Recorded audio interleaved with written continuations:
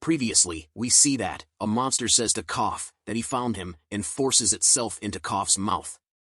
As a result, he turns into a beast himself. Ichikawa rushes to check on him and sees a beast in his bed. Now to next part. Mina gets a tip-off about a kaiju playing peekaboo at Yokohama Hospital. She's like, I'm on it, and rounds up her squad for a game of kaiju whack-a-mole. Now, here's a juicy tidbit. Mina once had a chuckle at Cough's expense when he vowed to be her personal scarecrow. Cough blushed like a beetroot and pleaded her to zip it. But Mina, being the sweetheart she is, thanked him and agreed that there's no boogeyman to fear as long as they've got each other's back. Fast forward to the present, Mina and her crew gear up to head to the hospital to play tag with the kaiju. The city's alarm system goes off, instructing folks to hide from the kaiju at the hospital. The guys freak out as the old man is spooked by Cough. Ika reckons they can defuse the situation if Cough just grins, but Cough's smile is more nightmare-fueled than charming. It clearly doesn't work as the old man faints. Cough dashes to his aid, but he shocks himself with his own Hulk-like strength as he wrecks the area with a mere touch. Cough can't wrap his head around his own strength, and others notice that a kaiju is in their midst. Ika assures that the defense force is en route, so they decide to skedaddle. Cough attempts to make a swift exit through the window, but once again shocks himself when his light touch obliterates an entire wall.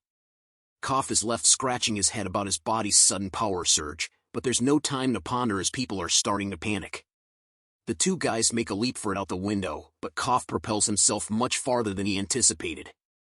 Ika tries to piece together the puzzle, but he starts to suspect if this kaiju is actually Cough in disguise. He quizzes Cough if he is really him, but Cough is as clueless as a goldfish as his body goes haywire. Ika wonders if this transformation is some sort of special mode of Cough's, but Cough is as baffled as a bat in daylight. Just then, the parasite extends out of his mouth to eat a bird alive. Luckily, Cough reverts back, but he reveals that there is trouble. So here's the scoop. Ika is bracing for the next horror show, but Cough, in a plot twist, announces he needs to answer nature's call. Ika tells him to hold his horses, but Cough can't, and he's mortified for being an adult who can't control his bladder. Ika points out that Cough doesn't even seem to have the right equipment for a bathroom break, and he wonders where we'll even come out of. Cough then shocks them both when he pees out of his nipples. Cough is even more red-faced now, but Ika reminds him that they have bigger fish to fry. Cough wonders if he can still join the defense force in his current state, but Ika points out that he is what the defense force eliminates. They probably won't let him join, and instead, they will just obliterate him. Cough gets serious as this reality starts to hit home. The timing couldn't be worse either, as he just decided to try and catch up with Mina. They prepare to enter a restricted area where no one will be around, but Cough senses something approaching. It's not the defense force though, since it's coming from underground.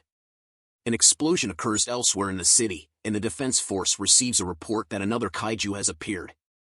Cough is able to tell that it's the same type that attacked them before. Ika points out that they already sounded the alarms because of Cough, so he hopes that there won't be any casualties. This kaiju will keep the defense force busy, so it's the perfect time for them to play hide and seek. A girl is crying her eyes out as her mother is trapped, and they are found by the kaiju. The mother begs her daughter to make a run for it, but it's too late as the kaiju is about to gobble her up. However, just then, Cough arrives to hit the kaiju with a punch that could knock out a rhino. Cough shocks himself once again with his own superhuman strength, and he goes to check on the girl. Of course, she is scared of him, so Cough reminds himself to smile, but this just makes it worse. He rescues the unconscious mother, so Ika explains that she will be fine. So the kaiju makes a comeback, and Cough, like a hero in an action movie, tells everyone to skedaddle. Ika is left scratching his head, wondering what Cough's grand plan is. Cough, with a twinkle in his eye, reveals that he's going to try punching the kaiju with all his might. As Cough's body pulsates with power, he starts a dramatic countdown and then he lands a punch that would make a superhero jealous. The kaiju is obliterated, its parts flying hither and thither, and its blood raining down like a gruesome shower. Cough is left gobsmacked at Cough's insane strength, and Ika is certain that Cough's punch could never be used on a human, unless they fancy becoming a pancake.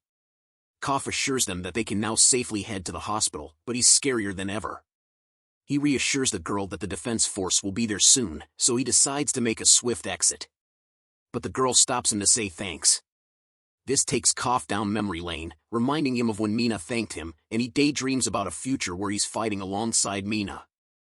Aika urges them to make a run for it before they're discovered, but Koff, in a display of stubborn determination, declares that he isn't throwing in the towel. After all, Koff reveals his human face again and states that he must go and stand by Mina's side. The defense force arrives soon after, scratching their heads in confusion at the sight of the obliterated kaiju. Mina asks the little girl to spill the beans, but the poor girl is too terrified to even think about it. Mina reassures her and promises that she will wipe out all the kaiju for her. But the girl has a different worry, and Mina is taken aback when the little girl makes her promise not to hurt the good kaiju. She explains that it's the one that saved her mom, but Mina is left speechless at the girl's revelation. Fast forward 3 months, a news report reveals that the Defense Force has given a code name to the unknown kaiju.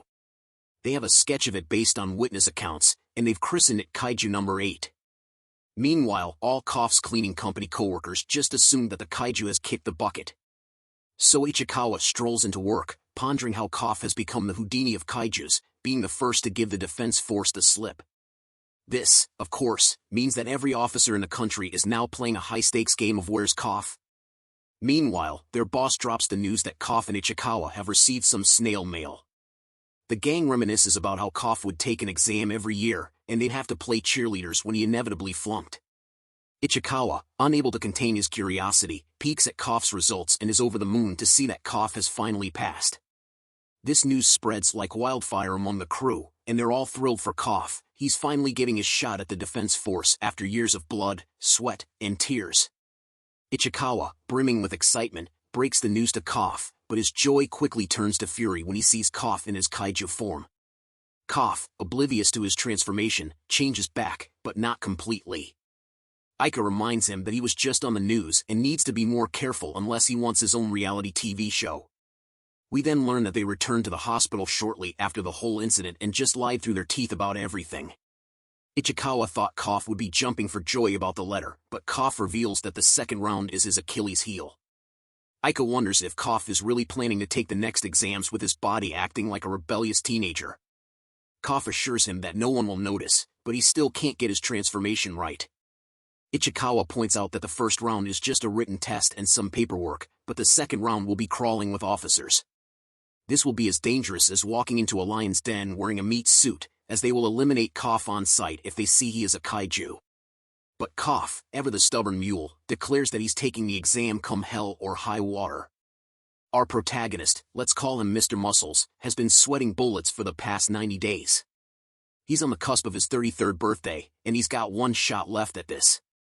His buddy, Aika the Unyielding, is equally resolute, vowing to stick it out with the Koff, come hell or high water. They decide to face the challenge as friendly adversaries. Mr. Muscles tries to take a casual sip of water, but his Herculean strength betrays him, and he ends up obliterating the poor bottle. Aika, witnessing this spectacle, promptly retracts his previous statements. They wrap up their banter just in time for Aika to announce the imminent arrival of the other cleaners. Mr. Muscles breathes a sigh of relief, having survived the first round, and proclaims it's time for a rematch with the dreaded second round of exams. Fast forward 10 days, and our dynamic duo finds themselves at the colossal Tachikawa base of the Defense Force for the exam. Aika, having visited a different base on a school trip, is taken aback by the sheer size of this one. The base is teeming with troops, sharing space with the Self-Defense Force garrison. Aika points out the heightened risk if Mr. Muscles were to transform here, he'd be toast in seconds. As more examinees start trickling in, Mr. Muscles decides it's time to check in, despite being quite early. Suddenly, a young lady catches his attention by calling him an old man. Mr. Muscles, slightly offended, insists that 32 is the new 22, but she begs to differ. She demands he move his truck, despite the abundance of parking spots. She claims the number 5 is her lucky charm for the day. Mr. Muscles, having had enough of her antics, decides to teach her a lesson in respect. But he's left gobsmacked when she discards her dress to reveal a power suit underneath, declaring she'll move his vehicle herself. The sight of her effortlessly lifting the truck with one hand leaves our heroes in awe of her superhuman strength. Our heroes watch in disbelief as she nonchalantly flings the truck aside. Mr. Muscles, aghast, exclaims, "Hey, that's a company vehicle. It's not a toy." Aika, still reeling from the shock, wonders aloud about the identity of this mysterious powerhouse. She introduces herself as Karo, the Kaiju Annihilator, and reveals that she's examinee number 216. She confidently tells them to remember her name, leaving Ica stunned as he recognizes her surname. Karo then shifts her attention back to Mr. Muscles, takes a whiff, and declares, "You smell just like a kaiju." This leaves Mr. Muscles wondering if he should be flattered or offended.